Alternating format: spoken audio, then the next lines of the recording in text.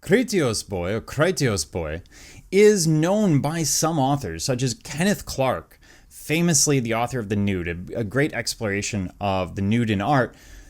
This is a piece that he called the first beautiful nude in art. And it is possible, even likely, that earlier bronze sculptures had used the technique but simply haven't survived. We tend to see more marble sculptures surviving from ancient Greece because marble isn't a material that you can reuse easily, that isn't highly valuable, whereas bronze is easily melted down and turned into a cannon or a weapon or any number of other items, although a cannon is a weapon, but you get the idea. The artist here had mastered a complete understanding of how the parts of the body act as a system and come together. Unlike our previous choros, what you're seeing is a body that seems to be unified, seems to be all one. Whereas, for example, the example on the left, you see the legs don't entirely match the torso, and the body, the arms and the shoulders don't entirely match the abdomen. Whereas when we get to this later period, here we're right around the Persian War, right before the classical period, we see things changing. The statue is becoming far less rigid and stiff. We're seeing the true use of contrapposto. And as we look at it, he presents a more relaxed and naturalistic contrapposto pose with the weight on one foot. And that contrapposto is there to set off the various joints. So what happens is in this stance, we have a chain of anatomical events that will happen just as you're stepping forward. And this is the reason, by the way, that no one takes pictures for online dating apps looking straight on in a mirror. If you do, stop doing that. Instead, we use angles. Instead, you tend to step forward. You tend to do things to make the body look more dynamic. In this case, with contrapposto, by stepping forward, obviously the feet are missing, but the ankles would be at an angle. The knees here are at an angle that is different. We have the hips working across, the shoulders. Nothing is in a straight line, and the body starts to create, and I'm going to accentuate this a little bit, a bit of an S curve. And that curve is there to make the piece more interesting, more dynamic, more realistic. After all, how often are we just standing still, fully frontal, fully rigid? Unless you're in the military, you typically don't do that. And so there's a chain of anatomical events that happen when you step forward, as we see here, as I've illustrated. The pelvis is pushed diagonally upward. The right buttock here relaxes. The spine acquires a slight S curve. The shoulder dips to the left very slightly to counteract the action of the pelvis. The whole thing is about balance without symmetry. And this is what makes it beautiful. We like a certain amount of asymmetry in the human form.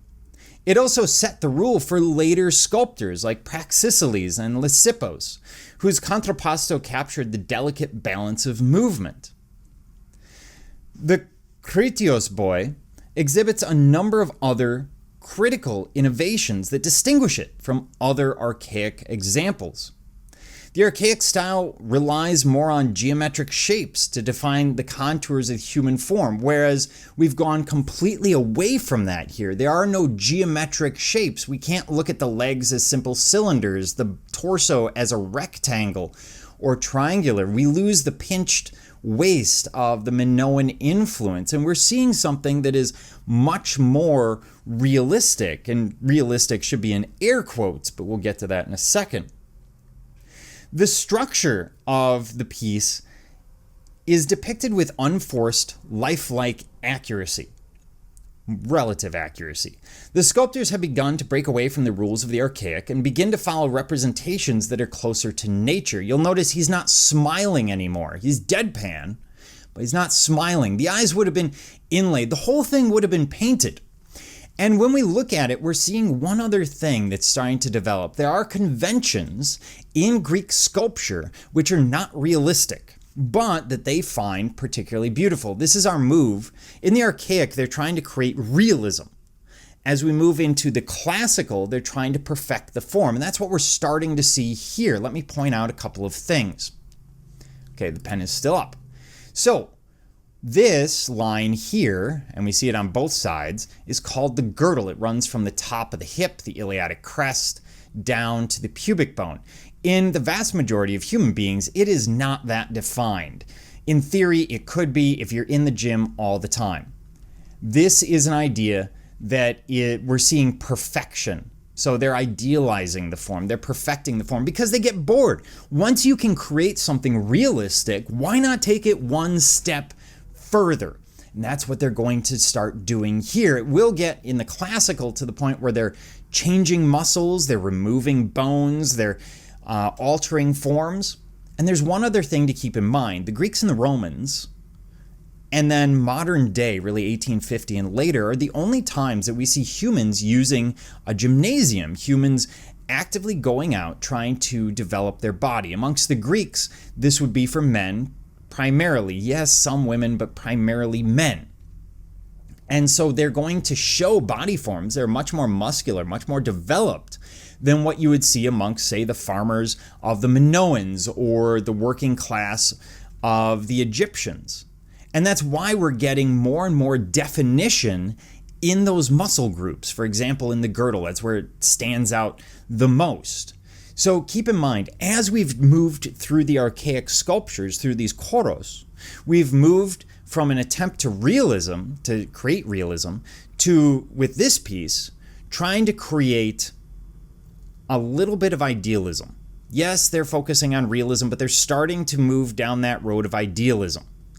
And as we move forward, that will continue. That is a trend that we see in Greek statues that can really give you an idea of what time period you're looking at. So a remarkable piece, and something that would be a great project if you're looking for something for a final presentation.